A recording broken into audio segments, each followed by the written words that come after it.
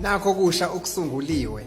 Number 1. Ebusika amakhaza asigodolisa uma siphuma engubeni siya etoilet. Sekusungulwe nali itoilet elisha elinomshini wokuthutha. Uma uphisiwe awusadingi ukuphuma engubeni ebusuku, kodwa usucindezela ibhathini usebenzise itoilet ulele. Uma usuqedile uphinde ucindezele ibhathini futhi. Lapho ke umshini uzobe sukuthuthela uyokuthululela itoilet. Number 2. Mantombazane tholani lo mshini ngeke iphinde iboyfriend yakho igange.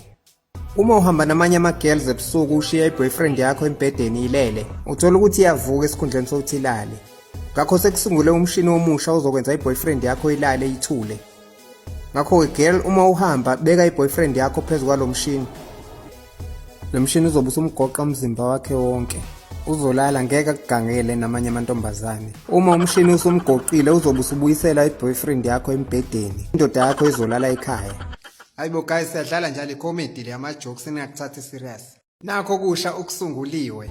Number 1. Uma ulele nesithandwa sakho kodwa sikudonsela izingubo umanilele, lokho kuwena kungaba ingozi yokuthi ugodole. Sekusungule umbhede onomshini ozokwenza ukuthi izingubo osuke uzimbethe zingadonswa umuntu osukulele naye. Uma ngabe nilele nomuntu wakho eseqala lapho esedonsa izingubo, nomshini wombhede uqala lapho ukusebenza. Umshini uzobe usubuyisela ingubo noma izingubo lapha kade zikhona, uphinde unibathise nobabili kanye ngokulingana, ukuvikela ukuthi kungabi khona udonsela omunye izingubo. Number 2. Abantu abaningi etoilet baba nenkinga ukuqunjelwa nokusongelana kwesisu. Ngakho-ke sekusungulwe nanti itoilet elinomshini ozokwenza ukukhululeka. Okwakho nje ukuhlala uqondanise imbobo yezinqa zakho nalesi spring, uzoyiphumela kahle konke ngokukhululeka. Hayibo guys, siyadlala njalo i-comedy le yama-jokes ningakuthathi serious. Nakho kusha okusunguliwe. Number 1.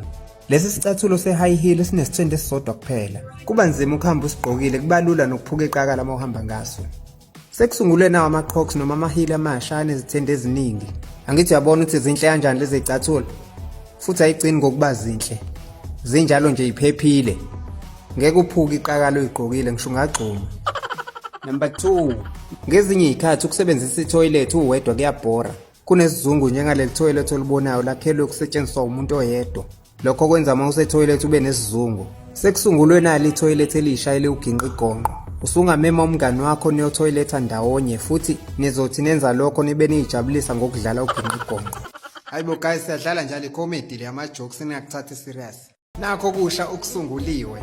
Number 1. Kulula ukuthi umuntu wesifazane azithole ehlaselwa isigebengu uma ehamba yedwa. Sekusungulwe nazi izicathulo ezintsha ezizosiza osisi bakwazi ukuzivikela. Uma uzithola usesimeni sokuhlaselwa isigilamkhuba, vele uzikhumule lezi zicathulo wenze kanje. Number 2. Ukwenza i-makeup kuba umsebenzi onzima kubantu besifazane. Ngakho sekusungulwe nanku umshini omusha okwazi ukukwenza wona i-makeup ungathintanga lutho. Uqala ngokufaka i-foundation.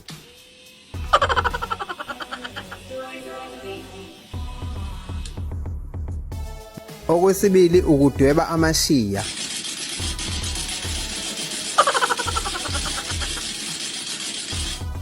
Okwesithathu ukugcoba i-rouge noma i-lipstick. Ubonile ukuthi kulula kanjani? Hayibo guys, siyadlala njalo i-comedy le yama-jokes ningakuthathi serious. Nakho kusha okusunguliwe.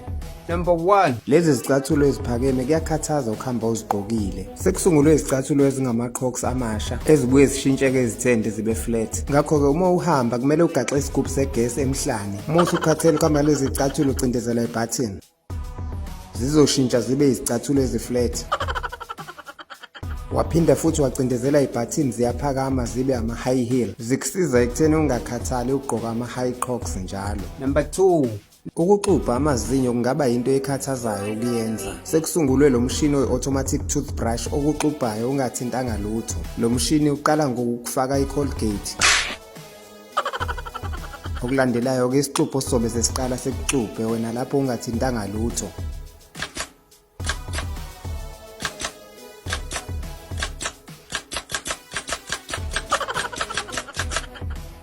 Angithi yabona ukuthi kulula kanjani? Hayibo guys, siyadlala njalo i-comedy le yama-jokes ningakuthathi serious. Ungakhohlwa ukusubscribe ku-Sitheraza TV ku-YouTube.